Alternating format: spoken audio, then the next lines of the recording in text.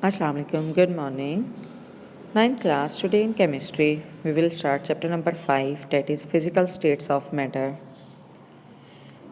Today's topic is Charles' law. It is present from page number 86 to 89, as we will study also numericals related to this topic. Charles' law states that volume of a given mass of a gas varies directly with absolute temperature at constant pressure. What it means कि जो भी gas है, कोई भी gas है, उसका हम number of mole same रखें, यानी कि उसका मास सेम रखें, वो चेंज ना हो, और प्रेशर भी कांस्टेंट हो, प्रेशर चेंज ना हो। जब ये दो चीज़ें कांस्टेंट होंगी तो जो वॉल्यूम है गैस का वो डायरेक्टली रिलेटेड है टेम्परेचर के साथ, जो एब्सोल्यूट टेम्परेचर उस टाइम प्रेजेंट है। अगर हम इसे मैथमेटिकली लिखें तो क्या शो करता है कि V जो है वो डायरेक्टली प्रोपोर्शनल टू T है, यानी कि volume is directly proportional to T। और अगर हम इसका जो प्रोपोर्शनल है उसको ओपन करें तो वो कांस्टेंट इक्वल होता है, ठीक है, V is equal to constant into T। और जो कांस्टेंट है वो T के साथ यहाँ मल्टीप्लाई हो रहा है, और T अगर दूसरी साइड जाएगा तो V के साथ डिवाइड होगा, तो वैल्यू हमारे पास कांस्टेंट आएगी। व्हाट इट मीन्स कि अगर वॉल्यूम को हम टेम्परेचर के साथ डिवाइड करें तो एक कांस्टेंट वैल्यू आएगी, चाहे कितना भी हम वॉल्यूम इंक्रीज़ करें और टेम्परेचर इंक्रीज़ करें, या वॉल्यूम डिक्रीज़ करें और टेम्परेचर डिक्रीज़ करें। तो ये जो रिलेशनशिप है वो हमें चार्ल्स लॉ शो करता है। जैसे कि यहाँ पे अगर देखो हमारे पास ये 4 वैल्यूज़ हैं, ऐसी ही हज़ारों वैल्यूज़ भी आ जाएं जो कि कांस्टेंट एक चेंज के साथ हों, ठीक है, कि टेम्परेचर है उसका और उस टाइम उसका उतना वॉल्यूम था, तो ये जो V/T है वो हमेशा यही रहेगा, वो चेंज नहीं होगा, ठीक है। ये पर्टिकुलर उसके लिहाज से बात हो रही है कि अगर इसका टेम्परेचर इतने केल्विन था और उस टाइम वॉल्यूम इसका 1 था, तो इसका जो डिफरेंस है दोनों का, ये डिवाइड करने पे जो आ रहा है 0.0037 आएगा।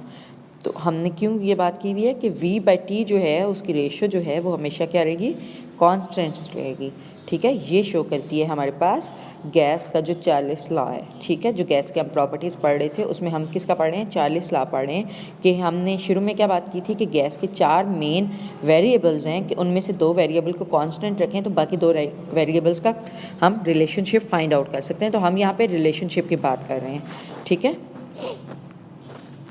नेक्स्ट हम बात करेंगे जो हमारे पास सेल्फ असेसमेंट है। सेल्फ असेसमेंट भी हमें यही शो करती हैं कि अगर हमारे पास टेम्परेचर और वॉल्यूम गिवन है तो हमने उनका रिलेशनशिप चेक करना है कि वो रिलेशनशिप आया चार्ल्स लॉ को सेटिस्फाई करता है या नहीं करता, ठीक है। यहाँ पे अगर आप देखो तो टेम्परेचर हमारे पास क्या दिया हुआ है, डिग्री सेंटीग्रेड में दिया हुआ है, ठीक है। जो सेल्फ असेसमेंट एक्सरसाइज 5.2 है, मैं उसकी बात कर रही हूँ फ़िलहाल, ठीक है। तो ये जो अगर हमने इसको पहले क्या करेंगे, हम इसमें हमने सोल्यूशन में 3 स्टेप करने हैं। प्रॉब्लम सॉल्विंग स्ट्रेटजी से क्या मतलब होता है कि हमने किन स्टेप्स में इसको सॉल्व करना है। तो फर्स्ट स्टेप क्या होगा हमारे पास, कि हमारे पास जो टेम्परेचर है वो हमें ये पता है कि V/T जो है वो होना चाहिए डिग्री सेंटीग्रेड में नहीं बल्कि केल्विन में होना चाहिए।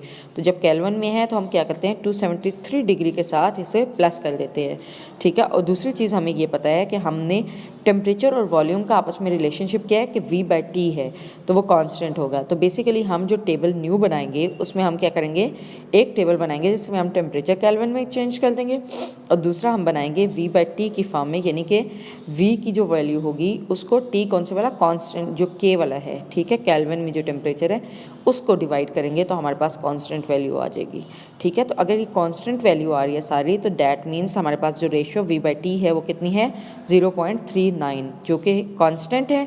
तो 10 हमें ये कंफर्म हो जाता है कि वॉल्यूम जो गैस का है वो डायरेक्टली रिलेट कर रहा है विद एब्सोल्यूट टेम्परेचर के, ठीक है। यानी कि ये सेटिस्फाई कर लें चार्ल्स लॉ को। सिमिलर वे में हमारे पास डिफरेंट जो प्रॉब्लम्स हैं वो शो की हुई हैं, जो कि हैं नंबर 2 और 3 में। अगर इनको आप देखोगे तो इनमें हमारे पास भी यही हमने करना है कि टेम्परेचर हमने करना है K में, और हमने उससे बाद क्या करना है, V/T करना है, ठीक है। तो जो भी वैल्यू हमारे पास है इसकी वॉल्यूम की उसको डिवाइड कर देंगे टेम्परेचर से, तो हमारे पास वैल्यू आ जाएगी जो कि हमें ये शो कर देगी कि V/T जो है वो कांस्टेंट है और वो चार्ल्स लॉ को सेटिस्फाई कर रहा है, ठीक है। अगर ये कांस्टेंट है तो डैट मीन ये सेटिस्फाई कर रहा है, और अगर सेटिस्फाई नहीं कर रहा तो डैट मीन्स कांस्टेंट वैल्यू नहीं आएगी। सिमिलर वे में जो लास्ट वाला टॉपिक है अगर वो भी आप देखो तो उसमें भी जो लास्ट क्वेश्चन है, ठीक है, लास्ट न्यूमेरिकल, उसमें भी आपने यही काम करना है, टेम्परेचर को केल्विन में कन्वर्ट करना है और V/T करके कांस्टेंट फाइंड करना है। तो जब कांस्टेंट आपने फाइंड करेंगे तो इसमें भी हमारे पास कांस्टेंट 4.19 है, तो जो कि ये शो करता है कि इट इज़ फेयरली कांस्टेंट। तो thus the volume of the gas varies directly with the absolute temperature as stated by the Charles law. ठीक है, इसके नीचे भी यही स्टेटमेंट आप लिखेंगे। Okay, I hopeful class it is clear to you. If you come across any difficulty, you can ask me. Thank you for today's lecture. Allah Hafiz.